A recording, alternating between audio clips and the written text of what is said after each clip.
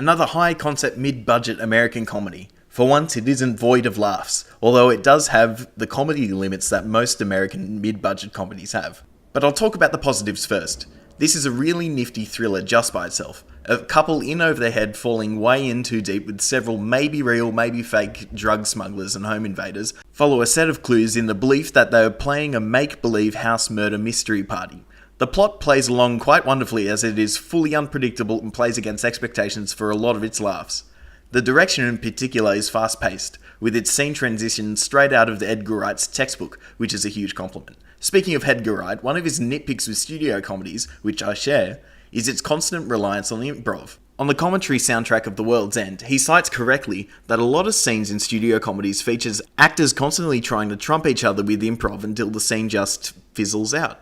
In his films, his comedic approach is that the beginning and end of scenes are as scripted, with the middle of the scene being the space to improv. This creates a tight edit and a tight comedic space. Through Game Night's focus on the thriller plot as a first and comedy as a second, it becomes a lot tighter and controlled, so when it does go out of control and silly, it feels earned. The film works best as a plot-driven thriller with some light relief. It utilises relief and tension to create laughter from the audience in the same way Death of Stalin does, to the extreme. Apart from that, the comedy in Game Night, I'm not sure it's really that terrific. Like most American comedies, it relies on shock humour more than anything, which isn't bad, but I'm not sure I could say any joke came out of the characters being themselves or any wit within the script.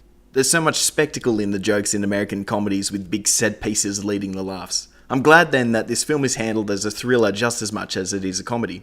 Just a little note, so I did appreciate the way Rachel McAdams comes out of this being quite funny and unique, being too competitive and loving the thrill of the game more than anything. It is a relief to see a female comedic role not simply being the straight man to the wacky husband character. She almost takes over the crown of Rose Byrne's most surprising comedic actress. Almost. We also have an initially one-note comic character becoming quite lovely and emotional towards the end. I'm not sure we'd get that in a modern Will Ferrell or Seth Rogen film, which often feels mean-spirited as often as it spins out of control with endless riffs that go nowhere. I also enjoyed the visual use of tilt shift being quite nifty, showing the houses and cars of suburbia looking like little pieces of a game board. There's also the first mainstream use of a third-person view of driving a car, which looks exactly like the video game shots of cars. It's interesting, but I'm not sure how effective it is. I believe if you view this film as a thriller with light notes, you'll be more pleased than expecting a witty comedy with bang-ba-bang jokes. You'll just have to go to the superior format for that, TV. This is a 7 out of 10 comedy. I also have a podcast in which I have discussed the political news stories of today. Thank you for hopefully watching.